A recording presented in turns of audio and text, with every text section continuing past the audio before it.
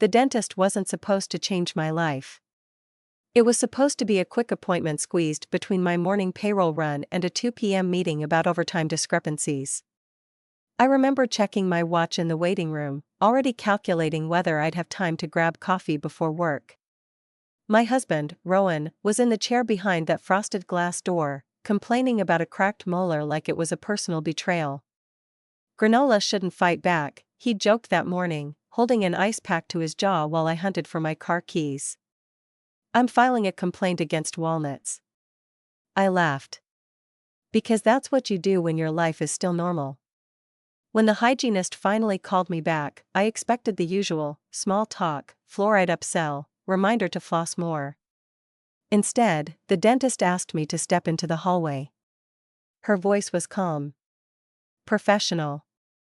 The kind that doctors use when they're about to say something they know will land hard. Mrs. Hefner, she said, holding up Rowan's X-ray on a tablet. Has your husband had prior facial injuries? I blinked at her. He works construction, I said automatically. So, yeah? Stuff happens. She nodded slowly, then zoomed in on the image. There are multiple healed fractures along the left mandible, she said. Different stages of healing. And a new fracture today. My brain snagged on the word multiple. How many? I asked. 4, she said gently. 4. The hallway suddenly felt too narrow, too bright. Somewhere behind me, a child laughed in the waiting room. A dental drill whined through the wall. Ordinary sounds that no longer matched the reality she'd just handed me. Could that be from Falls? I asked. Or tools? He said he hit a cabinet door once. Anne. She shook her head before I finished. This pattern is consistent with repeated blunt force trauma, she said. Same area. Separate incidents. Over months. Repeated. My stomach dropped like an elevator with a snapped cable. Because suddenly the last 7 months replayed in my head, one injury at a time. April, swollen jaw, ladder fall. June, bruise along his face, cabinet corner. September, swelling again, drywall slip. Now, walnut. 4. My entire marriage had just shifted under my feet, and I hadn't even moved. Has he said anyone hurt him? She asked carefully. I heard myself answer, no, but it sounded far away. Like someone else was speaking through my mouth. She studied me for a moment, then said quietly, I can document everything clinically if you need it. Need it? That word echoed. I walked back into the exam room in a daze. Rowan was still reclined in the chair, paper bib clipped to his shirt, staring up at the light. He looked smaller than usual somehow. Drained. Like someone who'd been holding his breath for too long. He didn't meet my eyes. And that's when something cold slid into place inside my chest. Because my husband wasn't surprised. He was ashamed. I stood in the doorway watching him, the X-ray tablet still warm in my hands, and realized with a sick certainty that whatever had been happening to him, he'd been hiding it from me. 4 months. For the first time in 6 years of marriage, I felt like I was looking at a stranger wearing my husband's face. I didn't ask questions there. I didn't confront him in the chair with fluorescent lights and strangers listening through thin walls. I scheduled the follow-up, took the printouts, and walked us out. He followed 2 steps behind me, silent. The silence felt heavy. Packed tight with words that hadn't been spoken yet. I made it 6 blocks before my hands started shaking on the steering wheel. So I pulled into the nearest gas station parking lot and turned off the engine. Rowan stared straight ahead through the windshield. I waited. And then, very quietly, my husband started to confess. Rowan didn't look at me when he started talking. He kept his eyes fixed on the gas station storefront like it held the script he'd memorized months ago. It's about the business, he said. Of all the things I expected, affair, gambling, secret debt, that wasn't on the list. The remodeling company? I asked. What about it? He swallowed. I saw his throat move. Callum's been taking money. My brain stalled. What do you mean taking? Stealing, he said flatly. From jobs. From clients. From us. The word us landed harder than the rest. How much? I asked, already bracing. He hesitated just long enough to make my pulse spike. About 180, he said. I actually laughed.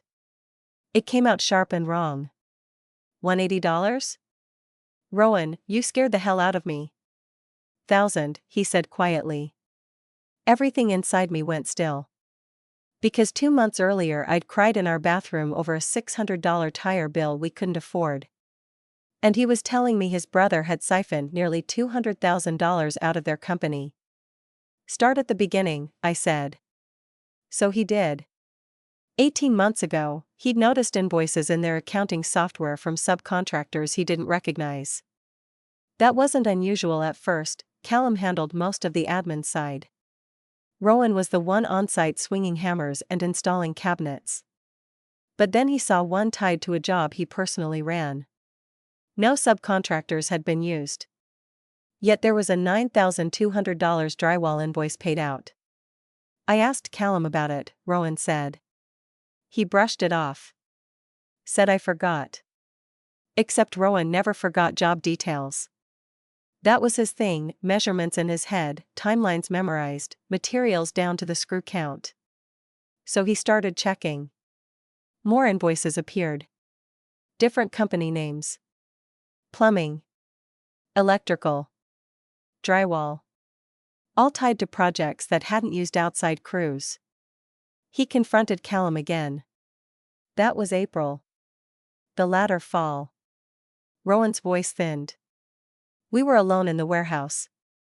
I told him I knew the invoices were fake. He paused. My fingers tightened around the steering wheel. He didn't deny it, Rowan said. He just hit me. The words felt unreal in the air between us. Hit you? I repeated. Rowan nodded once. Hard. Jaw. Knocked me down. My chest filled with something hot and rising. He said my name was on everything, Rowan continued. Contracts. Taxes. Accounts. If I went to police, I'd go down with him. The trap snapped into place in my mind. Co-owner. Shared liability. My husband wasn't just being robbed. He was being framed. So you stayed, I said slowly. I stayed, he confirmed. Because leaving would look like guilt. Reporting would implicate him. And Callum knew it. What about the other times? I asked. Rowan exhaled shakily. Every time I pushed back. June. September. Always at the warehouse. Always the jaw so I could explain it. Strategic violence. Calculated. Not rage. Management. My stomach twisted. Why didn't you tell me? I whispered. That finally made him look at me. His eyes were wet. Raw. Because you already worry about money. I couldn't drop this on you too. And I thought I could fix it. Fix it. Alone. While being beaten and financially trapped by his own brother. Something inside me cracked open then, grief and fury mixing into something sharp. Rowan, I said, voice shaking, your brother has assaulted you 4 times and stolen nearly $200,000 from your company. He flinched at the word assaulted. We're not just sitting with this, I said. He looked back at the windshield. I talked to a lawyer friend. Hypothetically. He said if I report it, they'll investigate everything. My name's on the filings. I could be charged too. I knew he was right. Financial crimes don't come with neat victim labels when signatures overlap. We sat there in the humming quiet of the parking lot, engines idling around us, people pumping gas, buying snacks, living normal lives. And mine had just shattered. Because my husband hadn't just been hiding injuries. He'd been living inside a prison built out of family, money, and fear. And suddenly, very clearly, I understood something about myself. I work in payroll. Numbers are my language. Discrepancies are my instinct. And someone had just stolen 6 figures from my household and beaten my husband into silence. I turned to him slowly. "Rowan," I said, "do you still have access to the company accounts?" He frowned slightly. "Yeah, why?" A calm I didn't recognize settled over me. Because in that moment, something shifted. I wasn't the confused wife in a gas station parking lot anymore. I was a woman staring at a ledger that didn't balance. And I was about to start auditing. Rowan wrote the password on the back of a crumpled receipt. He handed it to me across the kitchen table the next morning like it weighed 10 pounds. "Row F21, he said. "It's not great." I stared at it. "Your company password is your last name and a number?" He gave a weak half smile. "Callum set it up." Of course he did. I slid my laptop closer and logged in while the coffee maker hissed behind me. It was barely 6:40 a.m., 20 minutes before I needed to leave for work, but I'd already been awake for an hour, brain buzzing. Rowan hovered near the counter, pretending to rinse dishes that were already clean. Neither of us mentioned the fact that his jaw was bruised yellow-green beneath the stubble. The dashboard opened. Income, expenses, vendor payments. Normal business numbers. Except they weren't normal anymore, because now I knew something inside them was rotten. I started with recent jobs Rowan had personally managed. Pulled expense details. Scanned vendor names. And there they were. 3 companies I'd never heard him mention. North Point Plumbing. Keystone Ridge Drywall. Elk Valley Electric. They sounded generic. Like someone had Googled contractor company name generator and clicked the first results. "How often do you use these subs?" I asked. Rowan frowned at the screen. "I don't. I've never even heard of Elk Valley." My pulse kicked up. I opened invoice attachments. Same layout. Same font. Same template header. Different logos slapped on top. The dates made it worse. 2 were billed on Sundays. 1 on July 4th. I actually snorted. Yeah, nothing says patriotic like emergency drywall installation on Independence Day. Rowan's mouth twitched, then flattened again. I clicked into vendor details. Each company listed the same mailing address. P.O. Box. Same zip code. Same contact email domain, cheap, free provider accounts. My stomach turned cold. "This isn't just padding invoices," I said quietly. "These companies don't exist." Rowan leaned closer, eyes narrowing. "You sure?" I opened a browser and pulled the state business registry. Search, North Point Plumbing. Result, registered LLC. Registered agent, Jane Sorrell. Address P.O. Box, same one in the accounting file. I searched the other 2. Same agent. Same box. 3 separate companies. 1 paper trail. Rowan sucked in a breath. "Jane, that's Callum's girlfriend." There it was. The shape of the scheme finally visible. Callum hadn't skimmed money. He'd built fake subcontractor companies under his girlfriend's name and funneled payments into them. Shell vendors. Classic embezzlement. And he'd been running it for over a year under Rowan's nose. My hand started moving faster. Export vendor payment history. Sort by company. Date range, 18 months. Totals rolled up the screen. 9,200. 14,600. 7,850. 12,400. Line after line after line. Rowan pulled out a chair slowly and sat. Neither of us spoke while the number climbed. When it stopped, I swallowed. 214,000, I said.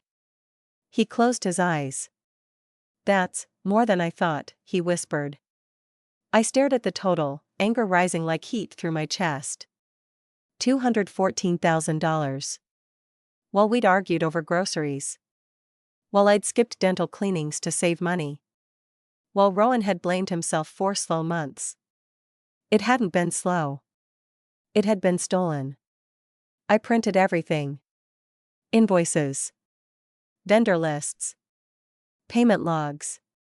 My work printer whirred steadily, spitting out page after page of proof. Rowan watched like someone witnessing a storm form offshore, too far away to stop but impossible to ignore. Okay, I said finally, stacking the pages. Here's what we know. I tapped each point. Fake companies. Registered to Callum's girlfriend. Paid from your business. Over 200 grand. Rowan nodded faintly. And, I added, voice hardening, every time you challenged him, he broke your jaw. His shoulders hunched. The room went very quiet. Then he said the thing that lit the fuse in me. I don't see a way out. I looked at him, really looked. At the bruise under his beard. At the exhaustion in his eyes. At the man who'd been carrying this alone because he thought protecting me meant suffering quietly. And something inside me shifted from fear to focus. Because I suddenly saw the whole structure clearly. The fraud. The violence.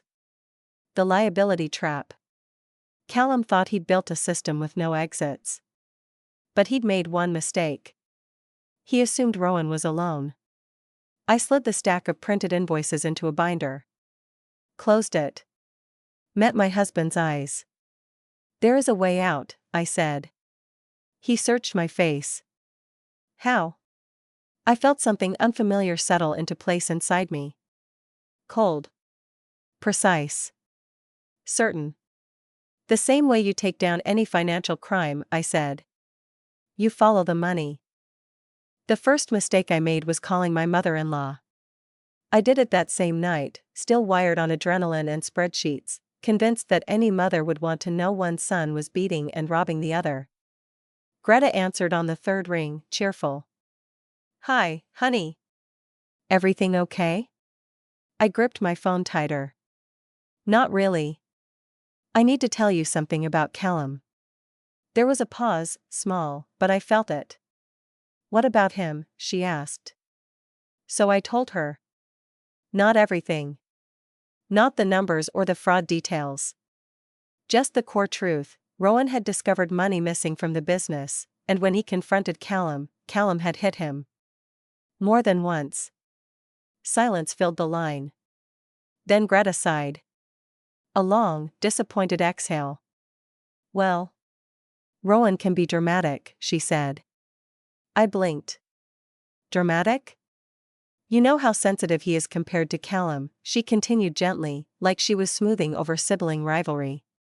I'm sure it wasn't what he thinks. My heart thudded. He has 4 jaw fractures.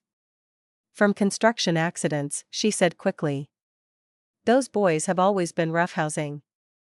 Boys. They were 34 and 37. Greta, I said slowly, Rowan didn't fall. Callum hit him. Another pause. Then the sentence that changed everything about how I saw her. Callum would never hurt his brother, she said. Not I'm so sorry. Not is Rowan okay? Not what can I do? Just certainty. Defense. I felt something cold slide into place. Okay, I said quietly. I just thought you should know. We hung up minutes later, polite and unresolved. I sat on the couch staring at nothing while Rowan showered upstairs, water rushing through pipes like static in my ears. And then the realization hit me. It wasn't just denial. It was math. Callum paid Greta's cable bill. Callum took her to brunch every Sunday. Callum bought her car 3 years ago, a silver crossover she talked about constantly. All funded, I now knew, by stolen company money. Greta wasn't choosing between sons. She was choosing between lifestyles. And Callum financed hers. I didn't cry. I didn't rage. I just understood. Which was worse? That night I didn't sleep. I sat at the kitchen table with my laptop open, binder beside me, house dark except for the stove light. Rowan's breathing drifted down the hallway, heavy, exhausted. The sound of someone who'd finally set down a burden after months of carrying it. I opened the accounting files again. Cross-referenced invoices with job dates. Mapped payments against Rowan's injury timeline. April hit fake drywall payout 3 days earlier. June hit plumbing invoice that week. September hit electrical charge same day. Pattern confirmed. Violence followed resistance. Every time Rowan questioned money, Callum hurt him. Strategic enforcement. I added a divider to the binder. Assault timeline. Printed medical appointment dates. Logged injuries. Noted confrontations. My hands moved steadily, almost detached. Because grief had already burned through me. What remained was clarity. Around 2 a.m., Rowan padded into the kitchen in sweat topics and a t-shirt, hair messy, eyes half open. "You coming to bed?" he murmured. "In a bit," I said. He glanced at the binder, then at the screen full of transaction logs. Something like worry crossed his face. "Thea, you don't have to fix this." I looked up at him. "At work," I said softly, "if numbers don't reconcile, we don't ignore them. We trace them until they do." He leaned against the counter, quiet. "This is bigger than payroll," he said. "I know," I said. "It's fraud. And assault. And coercion." He flinched again at the last word. I softened my voice. "You didn't choose this." He forced it. Rowan stared at the floor a long time. Then he whispered, "I thought if I kept it contained, it wouldn't hurt you." My chest tightened. "It already did," I said. "You just didn't let me help." Silence stretched between us. Then he nodded once, small and surrendering. "Okay," he said. "Help." The word settled over me like armor locking into place. Because that was the moment everything shifted. Not when the dentist showed me the fractures. Not when Rowan confessed. But right then, at 2:07 a.m., in a dim kitchen, with a binder full of evidence and my husband finally letting me stand beside him. Callum thought he'd isolated Rowan. He hadn't accounted for me. And I was done reacting. It was time to start building the case. I started living a double life. By day, I was still the same payroll coordinator at a trucking company, reconciling mileage sheets, answering emails about overtime approvals, correcting decimal mistakes that turned $842.16 into $8,421.60. By night, I became something else entirely. A forensic accountant in pajama pants. Every evening after Rowan fell asleep, I opened the business records and kept digging. The fraud was deeper than I'd first thought. Callum hadn't just created fake vendors, he'd built an entire shadow payment system. The 3 shell companies rotated billing in cycles, like shifts. North Point 1 month. Keystone Ridge the next. Elk Valley after that. So nothing looked repetitive at a glance. He also kept each invoice just below the threshold that triggered internal approval flags in their accounting software. Which meant he understood the controls. And intentionally worked around them. The more I uncovered, the clearer his mindset became. This wasn't desperation. It was engineering. I logged everything. Dates. Amounts. Corresponding jobs. Which meant I also saw something else. Every time Rowan's injuries appeared, a cluster of fraudulent invoices surrounded the same week. April cluster. June cluster. September cluster. Violence and money braided together. I printed bank payment confirmations tied to those invoices, because accounting entries can be argued, but bank transfers don't lie. Rowan watched all this quietly over the next few days. He didn't hover anymore. Didn't apologize. Just existed near me in the evenings, sometimes on the couch, sometimes at the table, the distance between us slowly healing. One night he said softly, "You're different." I didn't look up from the screen. How? You're calmer, he said. But scarier. That made me smile faintly. Good. Because I was. The fear had burned off. What replaced it was precision. About a week into my nightly audit, I hit the first real wall. The money trail ended at the shell companies. Invoices showed payments leaving Rowan's business account. But where the money went after that, who actually controlled those accounts, wasn't visible in QuickBooks. And that mattered. Because legally, fake companies alone weren't enough. Callum could claim ignorance. Blame Jane. Say she created them. Unless we could prove he personally controlled the accounts. I leaned back in my chair, staring at the screen, mind-running scenarios. There had to be a connection point. Somewhere Callum's fingerprints touched those funds directly. I just hadn't found it yet. The next morning, while Rowan was grabbing coffee before work, I asked casually, "Who handles business banking logins?" He shrugged. "Callum mostly." "Why? Do you have access?" "Yeah, but I never use it." He set it up. "Same credentials as accounting?" I asked. "Probably." My pulse ticked up. After he left, I opened the banking portal. Same password. Of course it was. Callum had relied on habit and trust. Two things I no longer possessed. The account dashboard loaded. Operating balance. Payroll account. Vendor payments. I opened recent transfers. And there they were. Outgoing wires to North Point, Keystone Ridge, Elk Valley. Amounts matching the fraudulent invoices exactly. But still no ownership link. Just payments to vendors. I needed origin data. Authorization logs. Initiation records. Anything tying Callum's identity to the transfers. I clicked deeper. Settings. User activity. Transaction history. Then I saw it. A tiny expandable field beside each wire labeled "Initiated by user." My heart started pounding. I clicked one. Details opened. Date. Amount. Receiving account. And beneath it, user, Callum Hefner. Login email, callum@hefnerbrothers.com. I froze. Because there it was. Direct control. Every fraudulent transfer initiated from his personal login credentials. Not Jane. Not generic system access. Him. I clicked another. Same. Another. Same. Dozens. I covered my mouth with my hand, adrenaline flooding through me. This was the missing piece. The digital fingerprint tying Callum personally to every stolen dollar. I printed everything. Then saved copies to a flash drive.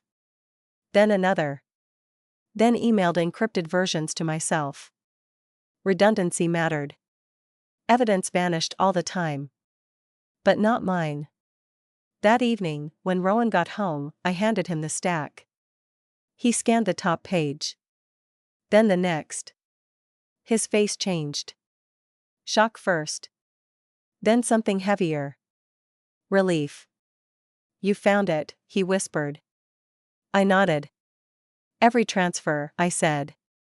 His login. His authorization. It's airtight.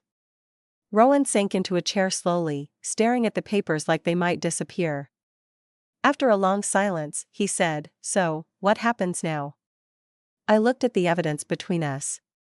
At the months of fraud. The assaults. The trap.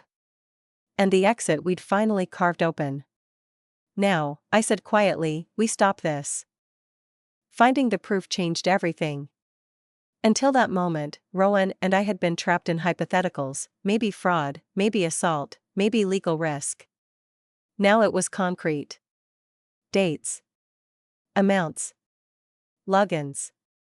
Transfers. Callum's name stamped across every stolen dollar. For the first time since the dentist appointment, Rowan slept through the night. I didn't. Because proof creates a new problem. What do you do with it? If we went straight to police, Rowan's name was still on every company document. Investigators wouldn't see a victim first, they'd see a co-owner tied to fraudulent accounts. We needed protection before exposure. Which meant one thing: a lawyer. The next morning at work, I told Rebecca. Technically, she was just my cubicle neighbor, the accounts receivable specialist who chewed cinnamon gum and color-coded everything, but before trucking logistics, she'd spent 4 years as a paralegal in a small law office. Rebecca knew systems. More importantly, she knew consequences.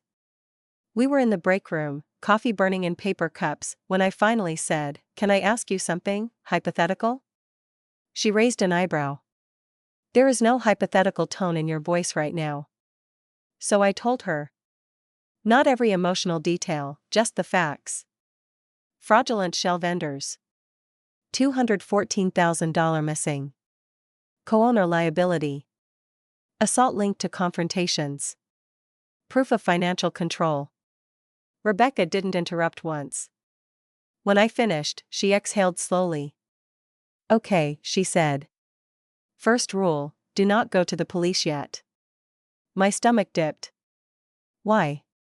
"Because right now," she said calmly, "your husband is legally indistinguishable from the perpetrator on paper."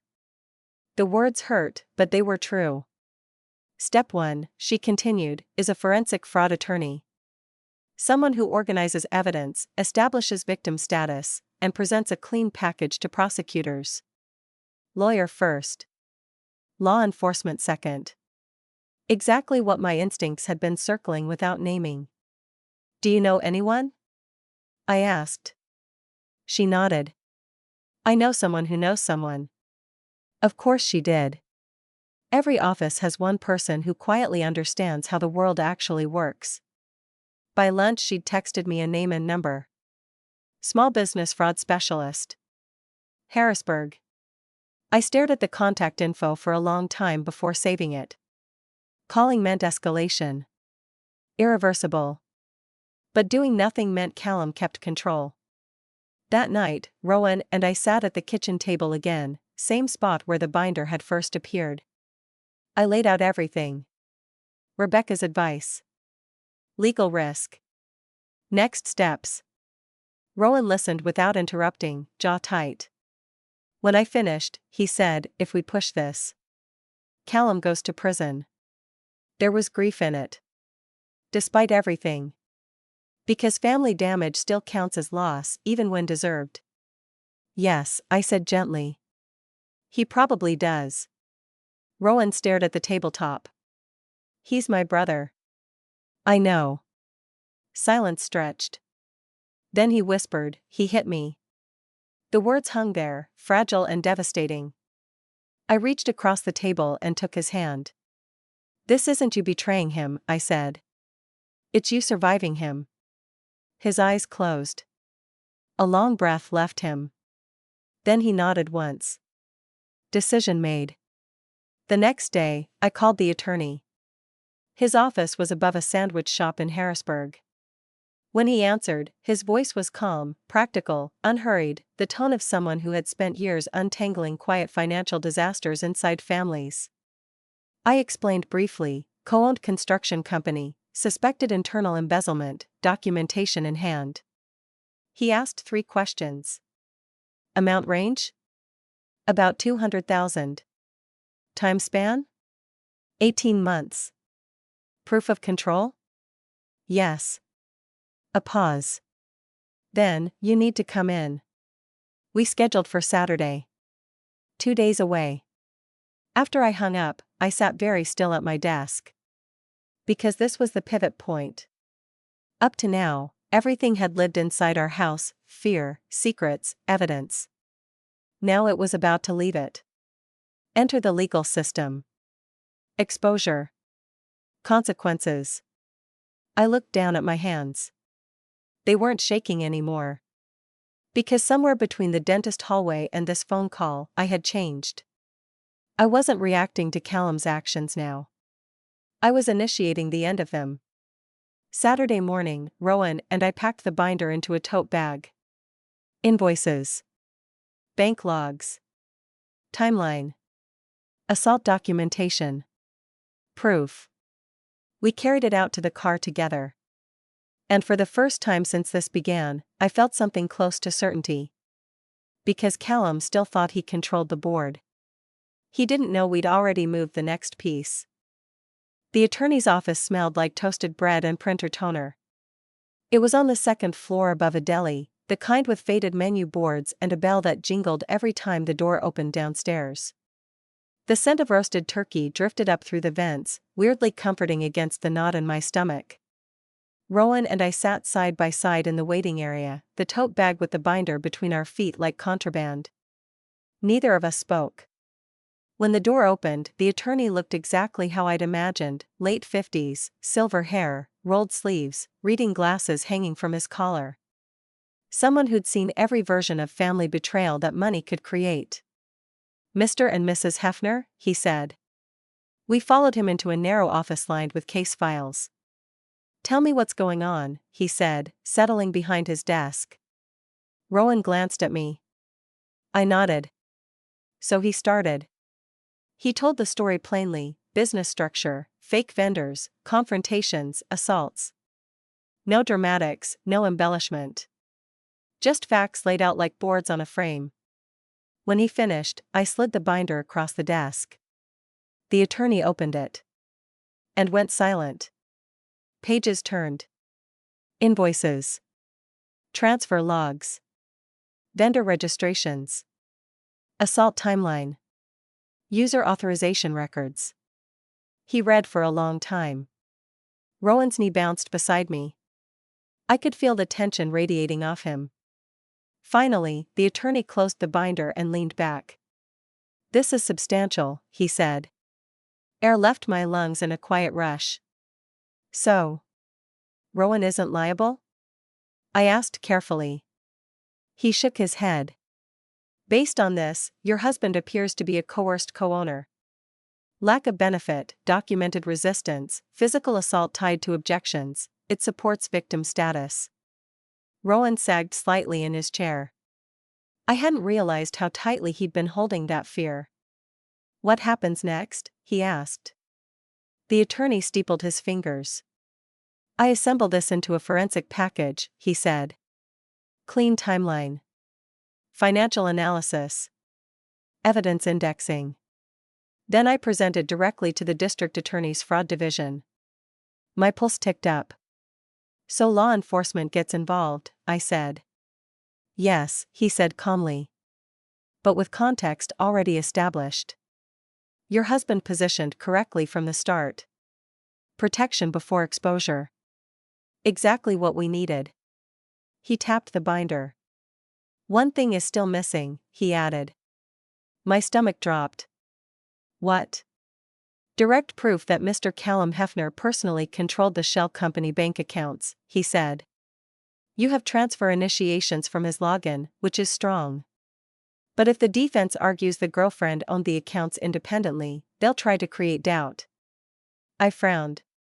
"But he initiated the wires." "Correct," he said. "Which is excellent. But prosecutors prefer multiple independent links, ownership, access, or attempted movement of funds." Attempted movement. My brain snagged. Movement meant transfers. Transfers meant bank activity. There might be more. "What kind of proof?" I asked. "Account ownership records," he said. "Or evidence he tried to move funds himself. Anything showing operational control beyond invoices." I nodded slowly. Another layer to find. But this time I wasn't discouraged. Because I knew something Callum didn't. He'd been sloppy. Overconfident people always are.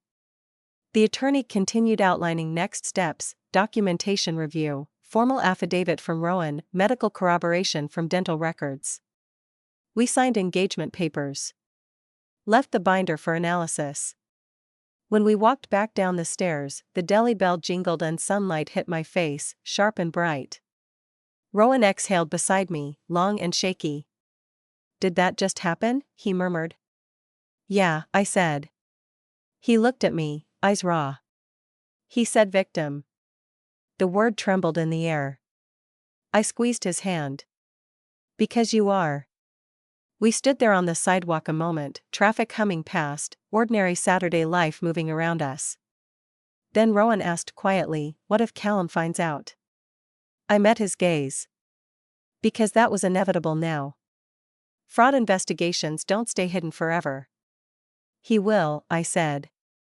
"Eventually." Fear flickered across his face. I held it steady with mine. "And by then," I said softly, "we'll be ready." What I didn't say was what I was already thinking. The attorney wanted more proof of control. And I was almost certain it existed. Because men like Callum don't just steal money. They move it. Hide it. Protect it. Which means somewhere, in some account or transfer trail, he'd left another mark. And I was going to find it. Once you know what you're looking for, patterns start shouting. The attorney wanted proof Callum controlled the shell company accounts, not just that he paid them, but that he could move the money once it landed. That meant access. Authority. Ownership behavior. I already had half of it, every fraudulent payment initiated from his login. But if I could show he also touched the receiving side, the case would close like a steel trap. So I went back into the banking portal. This time, I stopped looking at outgoing wires. I looked at everything. User settings. Permissions. Linked accounts. History logs. Rowan had never explored these sections, he'd trusted Callum to manage finances. Which meant Callum never expected anyone else to click deeper. The shell companies weren't accounts inside Rowan's business bank. They were external recipients. So I opened the vendor payment profiles tied to each. Routing numbers. Account endings. Bank names. I copied them into a spreadsheet. 3 companies. 3 banks. All regional. Which meant something important. Local branches. Local paperwork. Local trails. But I still needed connection. Proof Callum touched those accounts directly. I scanned the payment history again. And then I saw something subtle. Not in the outgoing wires. In a failed transaction log. One entry. Then another. Both recent. Status, declined. Destination, Elk Valley Electric.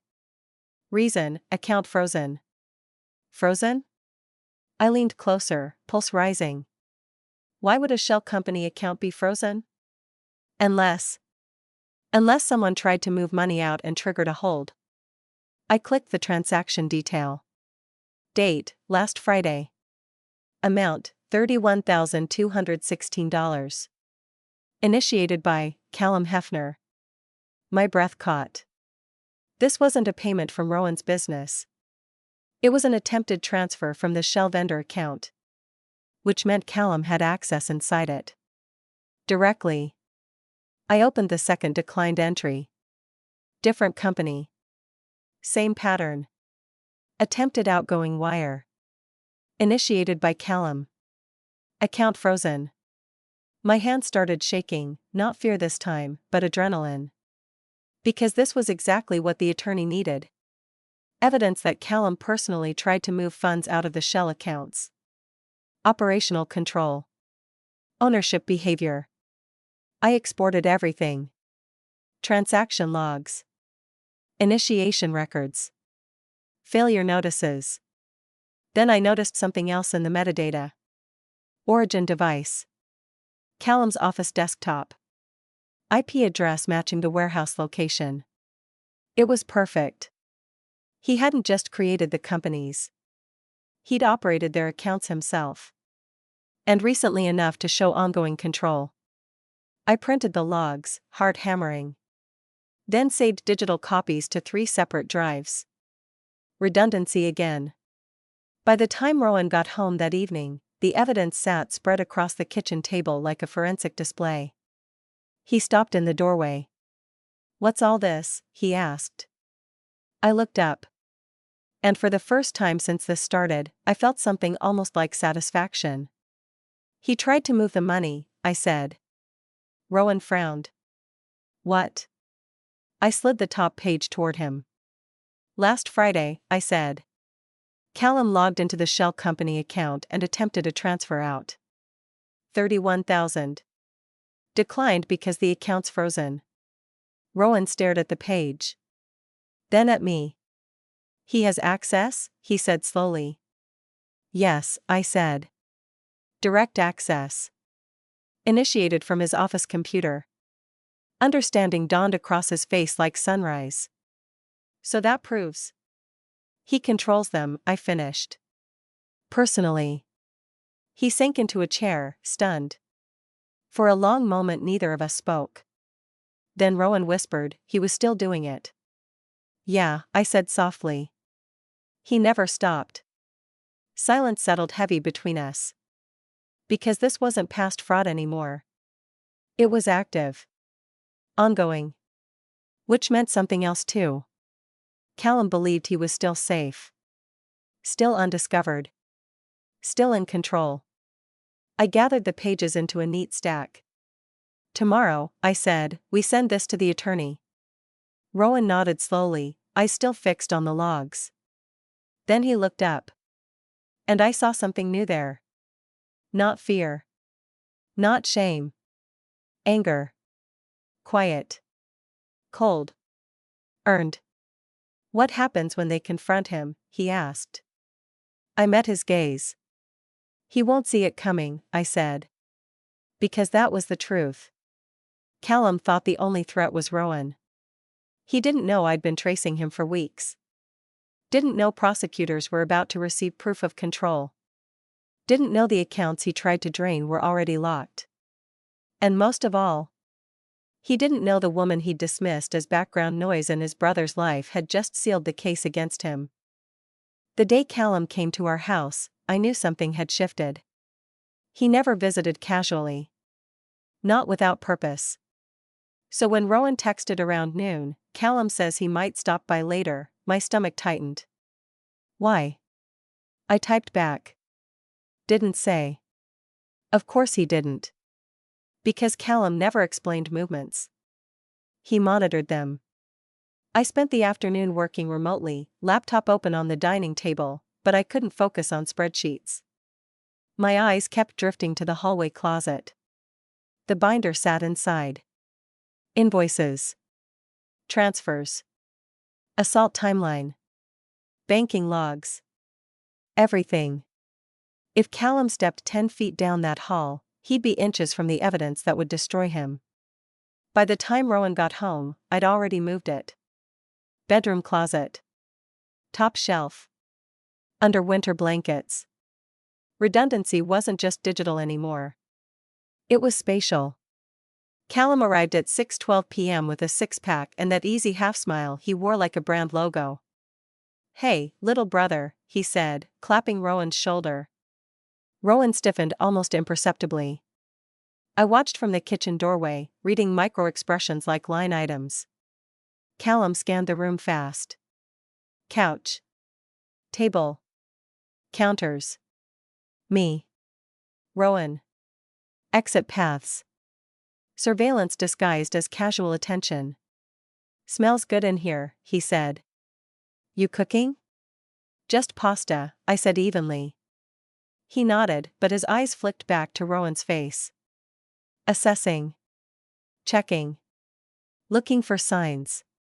Of what? Confession. Exposure. Threat. Callum didn't know anything yet, but he sensed something. Predators always do when prey stops behaving predictably. We sat in the living room with beers. Small talk floated, jobs, weather, a client delay. Rowan spoke little. Callum watched him a lot. Then it happened. A tiny thing most people would miss. Callum asked, "Everything good with the books?" My pulse spiked. Rowan shrugged. "Yeah. Why?" "Just checking," Callum said lightly. Had some vendor stuff to clean up. Vendor. The word hung in the air like smoke. He was probing. Testing whether Rowan had noticed. Rowan didn't bite. Okay, he said. Callum studied him a beat longer than normal. Then smiled again. Conversation drifted on, but tension coiled under it like wire. I could feel Callum recalculating in real time. Rowan wasn't confrontational anymore. Wasn't asking about invoices. Wasn't pushing back. That alone would feel wrong to him. Because silence from someone you've been controlling often means planning. After an hour, Callum stood to leave. At the door, he pulled Rowan into a hug. 2 pats on the back. Then he held a fraction too long. I saw Rowan's jaw tighten. Saw Callum's eyes over his shoulder, watching Rowan's face during the embrace. Measuring reaction. Pain tolerance. Submission level. It was chilling. Then he let go. See you at Mom's Sunday? Callum said casually. Rowan nodded. Yeah. Callum glanced at me. You too? I'll be there, I said. He smiled. But it didn't reach his eyes. After he left, the house felt different. Air returning after pressure release. Rowan exhaled hard. That was weird. Yeah, I said. We stood in the quiet entryway a moment. Then Rowan asked softly, do you think he knows? I considered. Callum hadn't accused. Hadn't escalated. But he'd checked the books. Mentioned vendors. Visited unannounced. All signs of suspicion. He doesn't know, I said. But he's nervous. Rowan nodded slowly. He's still trying to read you, I added. Did I act normal? Rowan asked. I met his eyes. You acted free. He blinked. And I realized something. For the first time since April, Rowan hadn't flinched around his brother. Hadn't deferred. Hadn't appeased. He'd just existed. And Callum had felt it. Because control depends on fear. And Rowan's fear was fading. We went to bed early that night. But I didn't sleep right away. I lay awake replaying Callum's micro-expressions, tone shifts, questions. He sensed change. Which meant timeline mattered now. The attorney needed the new evidence fast. Before Callum adjusted strategy. Because once a fraudster suspects exposure, they do 2 things. Destroy records. Move money. I turned toward Rowan in the dark. He was already asleep, breathing steady. And I knew with cold certainty. Callum had come to assess risk. What he didn't know was that the risk had already moved past him. We delivered the new evidence to the attorney the next morning. I didn't trust email for something this critical, so I printed everything, sealed it in a manila envelope, and drove it down myself before work. The sky was still pale gray, traffic thin, my mind running 3 steps ahead of every mile marker. When I handed it over, he read the transfer logs in silence. Then he looked up at me with something close to approval. This, he said, tapping the page, is exactly what we needed. My shoulders loosened for the first time in weeks. Attempted outbound transfer from the Shell account, he continued. Initiated by him. From his device. After the fraud period already established. He gave a small nod. Operational control confirmed. I swallowed. So that's enough? It's more than enough, he said. This closes the loop. He explained the next steps carefully. He would finalize the forensic package, financial analysis, evidence index, victim positioning, and submit it directly to the district attorney's fraud division. Once prosecutors reviewed it, they could freeze accounts, secure warrants, and begin a formal investigation. Quietly. Without alerting Callum. The plan depended on timing. Which meant one thing. We needed Callum to stay unaware. For now. When I got home that evening, Rowan was sanding cabinet trim in the garage, sawdust on his jeans, radio playing low. He looked up as I walked in. "Well?" he asked. I held up my thumb. "It's done," I said. He exhaled, long and heavy, and leaned back against the workbench like his knees had given out. "So, we wait," he said. "Yeah," I said. "We wait." Waiting turned out to be its own kind of torture. Because life didn't pause. Rowan still worked with Callum daily. Still saw him at job sites. Still stood beside the man who had assaulted him and stolen from him, acting like nothing had changed. Except everything had. Rowan moved differently now. Straighter. Quieter. He didn't challenge Callum anymore, but he also didn't defer. Neutrality replaced submission. And Callum noticed. 3 days after we submitted the evidence, Rowan came home later than usual. He dropped his keys on the counter and said, "He's cleaning files." My stomach dropped. "What?" "At the warehouse," Rowan said. "Deleting old invoices. Vendor records." Said he was organizing. Adrenaline spiked through me. Callum sensed exposure. He was scrubbing. Exactly what I'd predicted. "Did he say anything?" I asked. Rowan shook his head. "Just tense. Watching me." I nodded slowly. Because destruction of records wasn't just expected. It was useful. If investigators later recovered deleted files, the act itself proved consciousness of guilt. Callum was digging deeper. And didn't even know it. 2 nights later, Rowan added another piece. "He tried to move money," he said over dinner. My fork froze. "How do you know?" "He was on the bank call," Rowan said. "I overheard. Said a transfer got declined and accounts were frozen." He sounded freaked. I slid down my spine. The freeze had already happened. Which meant prosecutors had moved faster than we knew. Callum had discovered it before we were told. He just didn't know why. I met Rowan's eyes across the table. "He knows something's wrong," Rowan said quietly. "Yes," I said. "But he doesn't know what." That distinction mattered. Because uncertainty is worse than exposure. It erodes confidence. Triggers mistakes. And Callum, cornered and guessing, was about to make many. That night I lay awake again, but not from fear. From anticipation. Somewhere in offices we'd never see, investigators were reading our binder. Tracing transfers. Freezing accounts. Preparing steps. Callum still believed he controlled outcomes. Still thought the risk was Rowan.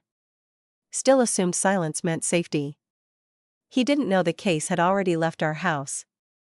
Didn't know the accounts were locked.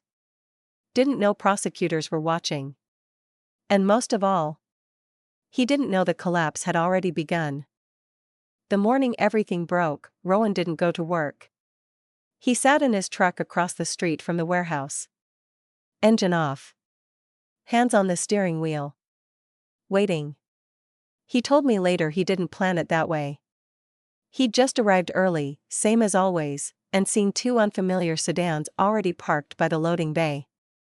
County plates. Dark jackets. Men with folders. And something inside him had gone very still. He texted me at 8:43 a.m. "Something's happening." My heart slammed. What? 3 dots appeared. Disappeared.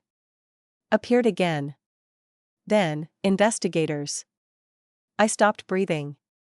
The rest unfolded in fragments through messages and later retelling. At 8:51, they walked into the warehouse office.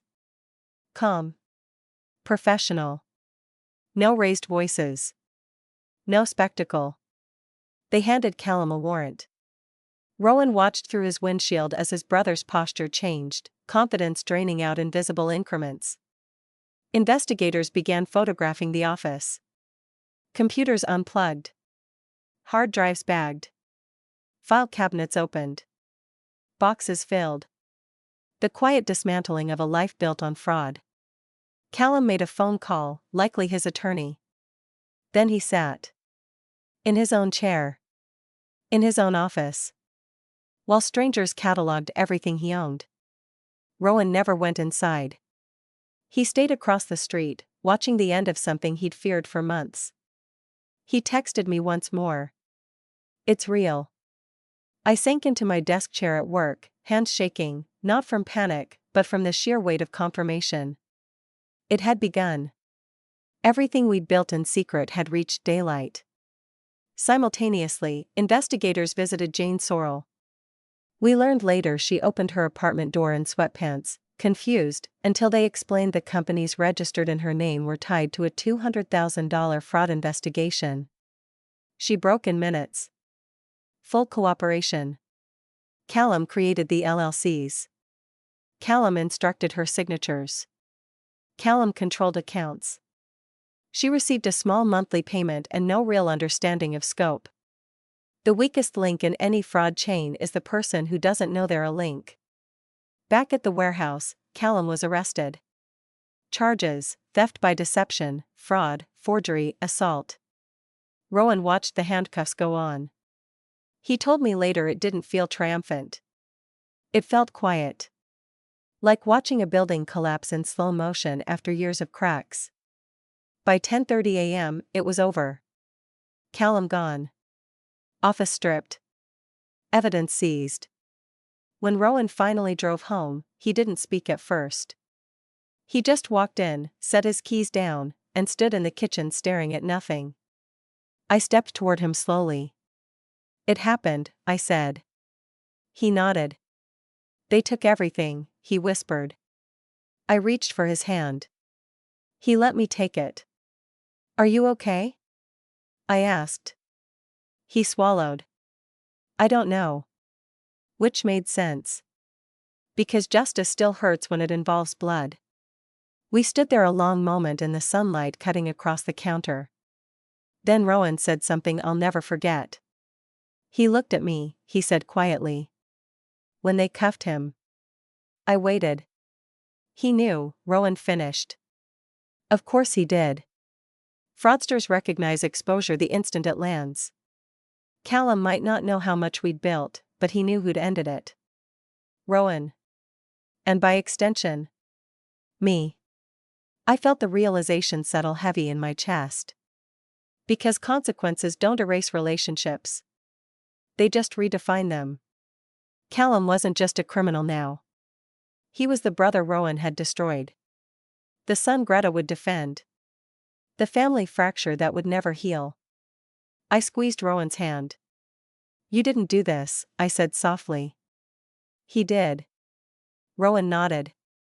But grief and relief rarely separate cleanly. That evening, the first phone call came. From county lockup. Not to Rowan. Not to me. To Greta. And everything was about to fracture again. Greta called the next morning. Not Rowan. Me. Her name flashed across my phone while I was brushing my teeth, and for a moment I just stared at it through the mirror, foam at the corner of my mouth, heart already sinking. I answered anyway. "Hello?" Her voice came sharp, brittle. "What did you do?" No greeting. No context. Just accusation. I wiped my mouth slowly. "Good morning to you too, Greta." "Don't play games with me," she snapped. "Callum was arrested yesterday. For fraud. For assault. The police said Rowan accused him." There it was. Narrative locked. Rowan the betrayer. Callum the victim. My spine straightened. "Rowan didn't accuse anyone," I said evenly. "Investigators built a case." "Oh please," she scoffed. "You expect me to believe this just happened out of nowhere?" I closed my eyes briefly. Because this was the second fracture. The one I'd known was coming.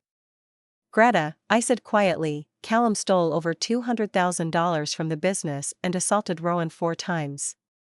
Silence. Then, "That is not true." The certainty in her voice was almost impressive. His accounts are frozen, she continued. They told me.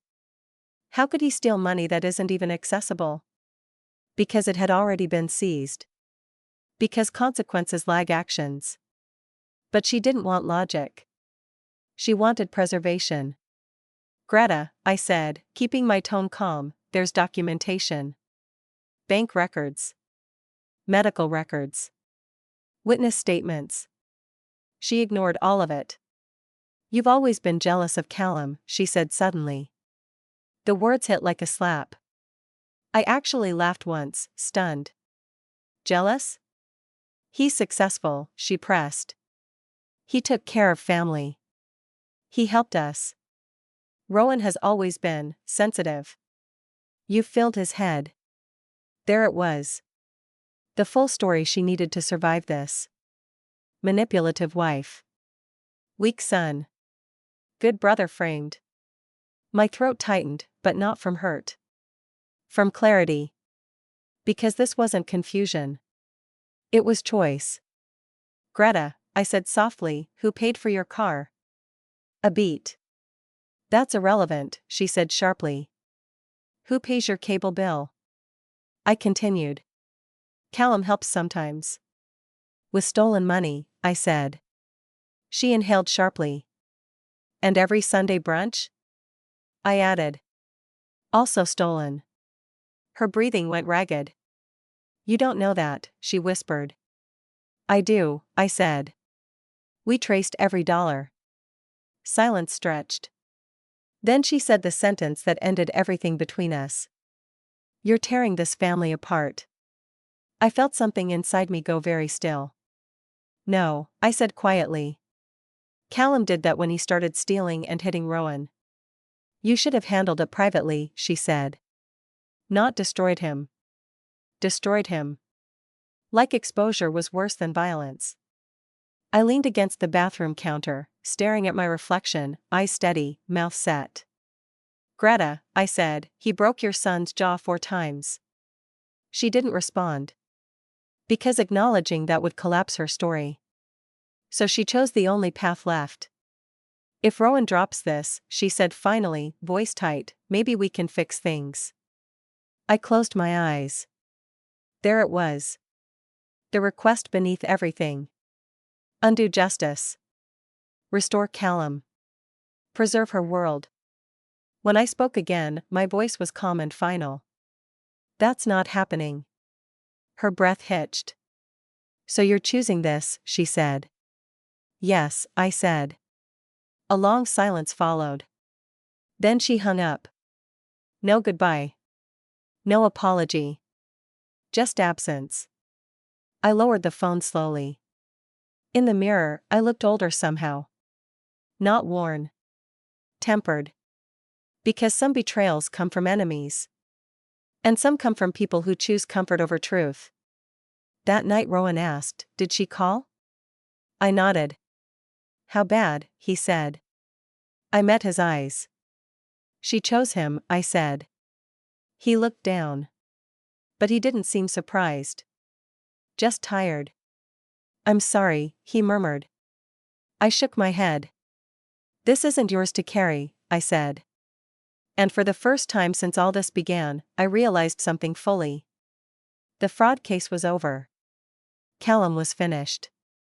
But the family damage. That was just beginning. The sentencing date landed on a gray Tuesday in late November.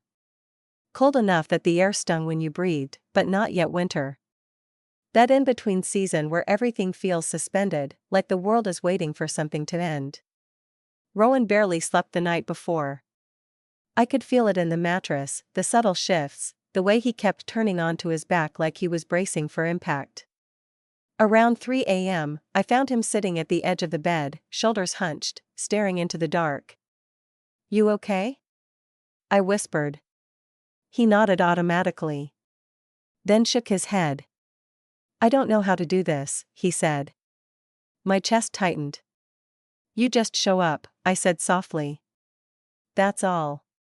He exhaled shakily. He's still my brother. I know. And she'll be there. I didn't need to ask who. I know, I said again. He rubbed his face hard. Part of me keeps thinking, maybe this is too far. I moved closer, sliding my hand over his back. Too far, I repeated quietly, is breaking someone's bones and stealing their life savings. His shoulders sagged. I hate that it's come to this, he whispered. Me too, I said. But that's not the same as regret. He leaned into me then, forehead against my shoulder like he used to when we were younger and the world hadn't fractured yet. I couldn't have done any of this without you, he said. My throat tightened. You already did, I murmured. I just held the flashlight. He let out a weak, almost laugh. And for a moment, in the dark, we just breathed together. The courthouse felt exactly how you'd expect: cold floors, fluorescent lights, the faint smell of old paper and disinfectant. Institutional, indifferent. A place where human lives get flattened into case numbers. Callum was already there. Orange jumpsuit. Hands cuffed in front.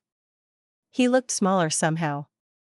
Not physically, but like the arrogance had drained out of him, leaving only something tight and mean behind. His eyes locked onto Rowan immediately. Hatred. Pure, undiluted. Rowan flinched. I squeezed his hand once. Then we walked in. Greta sat in the front row. Perfect hair. Pearl earrings. Navy coat. Like this was a church service instead of a sentencing hearing for her violent, fraudulent son. She didn't look at Rowan. Didn't look at me. Her entire body angled toward Callum, like gravity itself pulled her that direction. The message was unmistakable. This is my son. That one isn't. Rowan saw it too.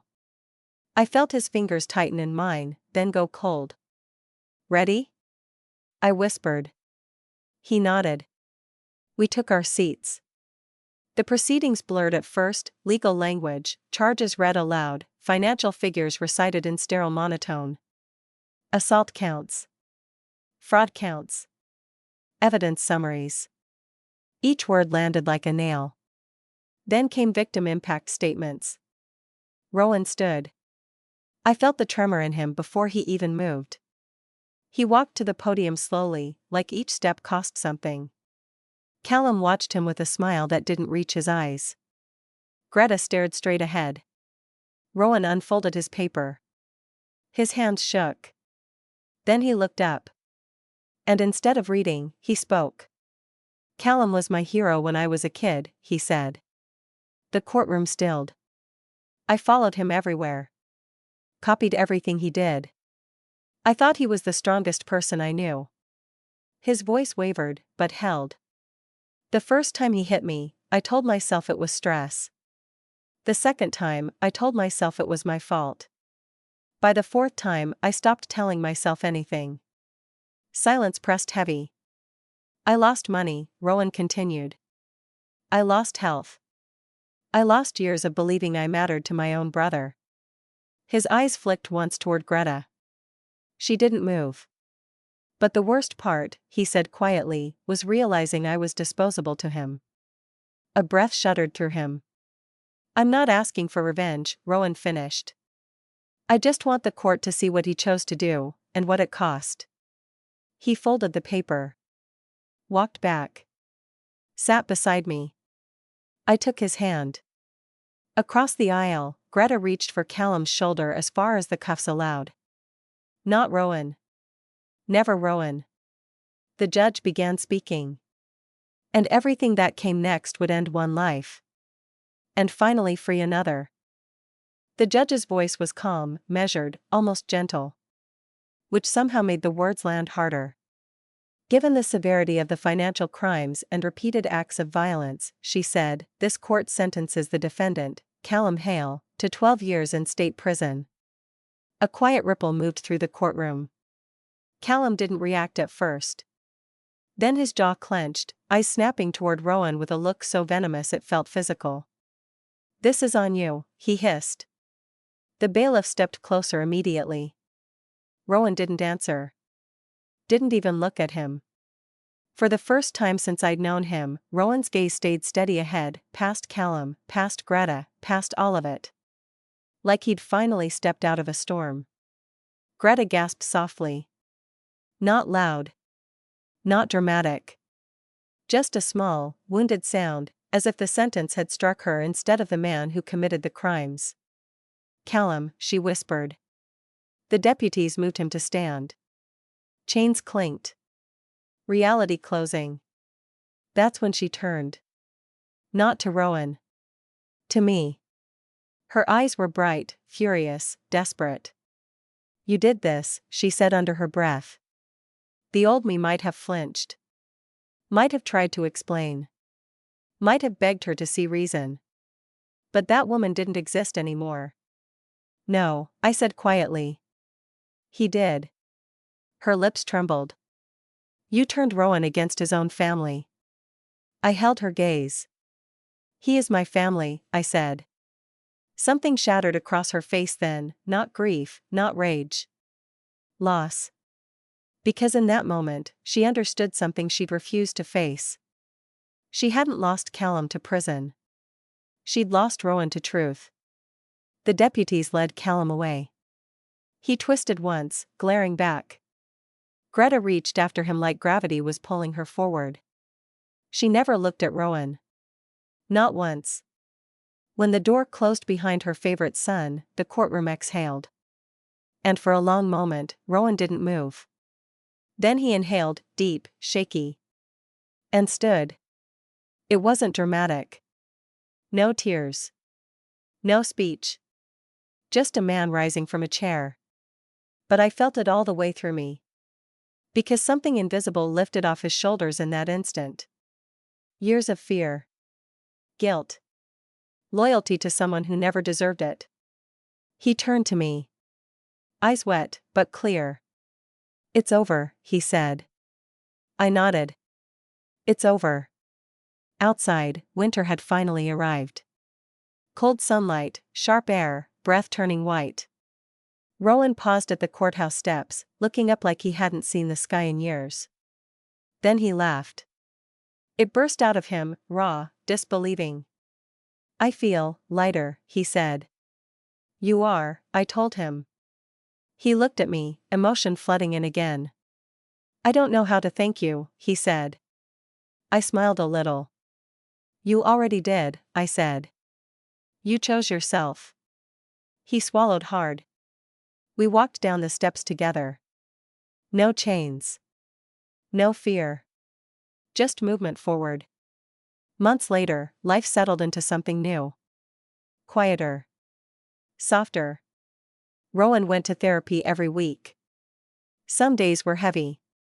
Some days hopeful. But every day was his. Our apartment changed too. Laughter returned in small, cautious pieces, burnt pancakes, late-night movies, music in the kitchen again. One evening, as we cooked, Rowan said suddenly, I used to think family meant never letting go. I glanced over. He was chopping vegetables, expression thoughtful. Now? I asked. He smiled faintly. Now I think family is who stands beside you when letting go is the only way to survive. My chest warmed.